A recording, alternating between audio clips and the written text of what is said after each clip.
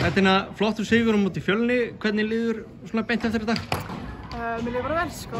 Það var svona smá upp og niður en bara gott að fá sigur. 30 stig, 7 þristar.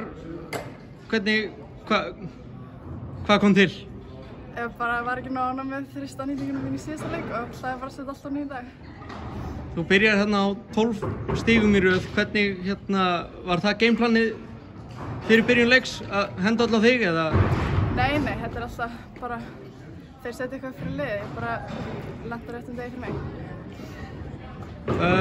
Þær sóttu aðeins á okkur þarna í 3. og 4. Hvernig náðu þið að stoppa það?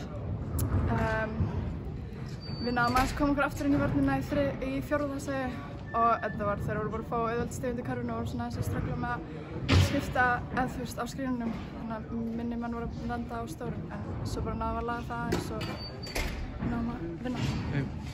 Þær skoruðu helling af stigum í teignum. Var það eitthvað sem þið voruð að gera eitthvað tilbúna fyrir eða? Við vissum náttúrulega að þeir væru með stóra menn sko og vorum alveg búin að setja í gameplanið þannig en svo klikkaði það svona eins og milli en það er bara eins og það er.